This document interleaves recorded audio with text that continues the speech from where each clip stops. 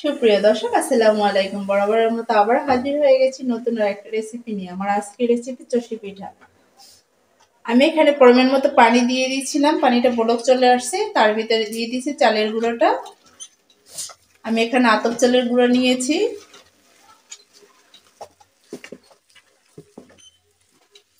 আপনারা চাইলে একটু পোলার চালের গুঁড়ো নিতে পারেন। এখানে পানির কোনো মাপ নেই, চালের গুঁড়োর মাপ নেই, এটা পরিমাণ মতো নিতে হবে। আপনারা যে যেরকম বানান কম বেশি ঠিক ওইভাবেই নিতে হবে। দেখলেন তো আমি কিভাবে সেদ্ধ করলাম চালের গুঁড়োটা।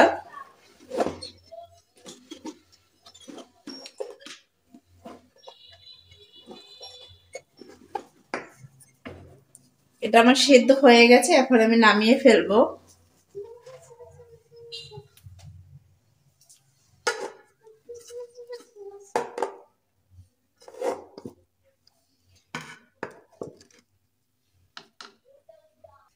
এখন আমি এটাকে একটু ভালোভাবে মথে নেব, হাতটা একটু ভিজিয়ে ভিজিয়ে নেব। এটা কিন্তু আমার খুব সুন্দরভাবে সেদ্ধ হয়েছে, দেখতেই পাচ্ছেন।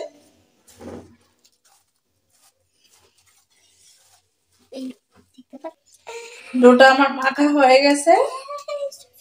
এখন আমি এখান থেকে ছোট করে একটি লেচি কেটে নেব, ঠিক এরকম করে।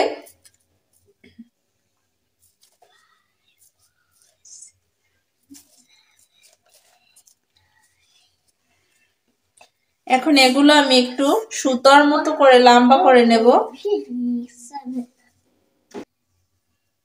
এই যে এরকম সুতার মতো করে আমি বানিয়ে নিয়েছি, ঠিক এরকম করে আমি বেশ অনেকগুলো বানিয়ে নেব।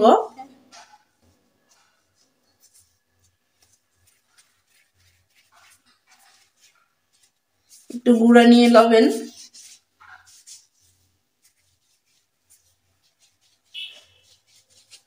দেখতেই পাচ্ছেন আমি কিভাবে বানাচ্ছি এগুলা।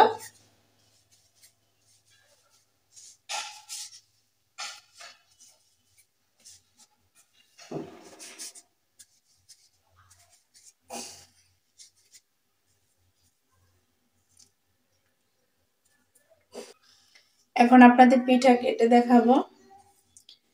এক হাত দিয়ে এটা ধরবেন, আর এক হাত দিয়ে পিঠা কাটবো। আমি এই যে একটুক নিব, প্রথমে নেয়ার পরে এটা এক হাত দিয়ে চাপ দেব, নখ দিয়ে চাপ দেওয়ার পরে এটা এখানে হাতের তালুতে নিয়ে যাব। হাতের তালুতে নিয়ে পিছের দিকে এনে সামনের দিকে দিলেই এটা হয়ে যাবে। এই যে দেখেন, আমি আর একটা দেখাচ্ছি।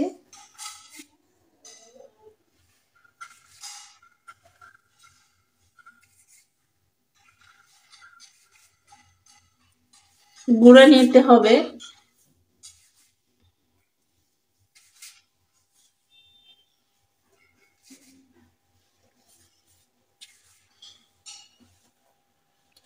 আর যদি এভাবে না পারেন তাহলে এখান থেকে এরকম লম্বা লম্বা রশির মতো করে এখান থেকে এরকমের করে নেবেন, এরকম ছোট ছোট করে নেবেন, তাহলে কিন্তু হবে। এই যে এই যে এটা কিন্তু একদম সহজ, একটু দেখলেই হবে, খেয়াল করে ভিডিওটা না টেনে সম্পূর্ণ দেখবেন প্রথম থেকে শেষ পর্যন্ত। এই যে দেখেন,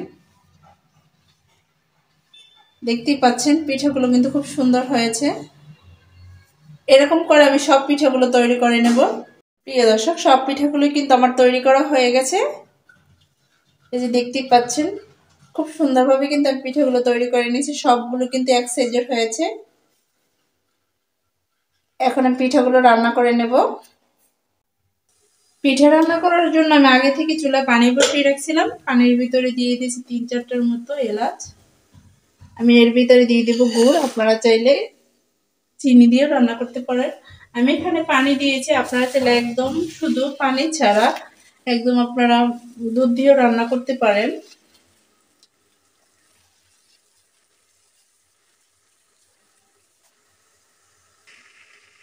এর ভিতরে দিয়ে দেবো স্বাদ মতো লবণ।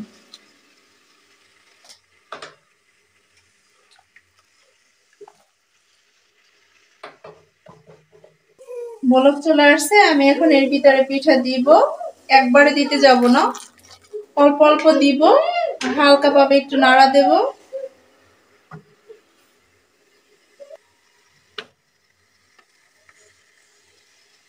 হালকাভাবে লাড়তে হবে, আর নয়তো পিঠাগুলো ভেঙে যাবে।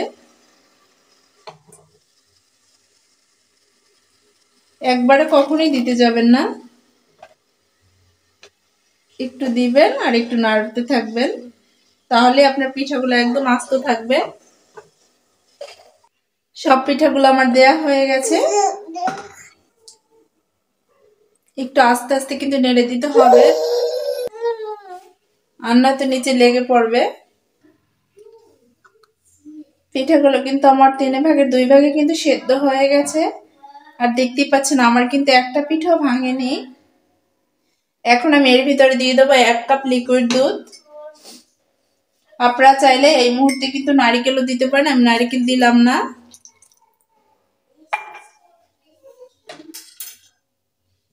এখন একটু দুধগুলো ভালোভাবে একটু মিশিয়ে নেব। দেখতেই পাচ্ছেন আমি কিভাবে লাড়তেছি। পিঠাগুলো আমার হয়ে গেছে, এখন আমি নামিয়ে ফেলবো। এরকম পাতলা থাকা অবস্থায় নামাতে হবে, ঠান্ডা হলে কিন্তু জমাট বেঁধে যাবে, আর বেশি জমাট হলে কিন্তু খেতে বেশি ভালো লাগবে না। এখন আমি নামিয়ে ফেলবো।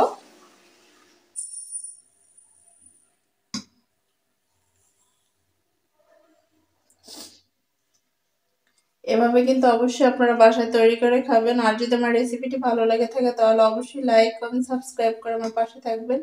সবাই ভালো থাকবেন, সুস্থ থাকবেন।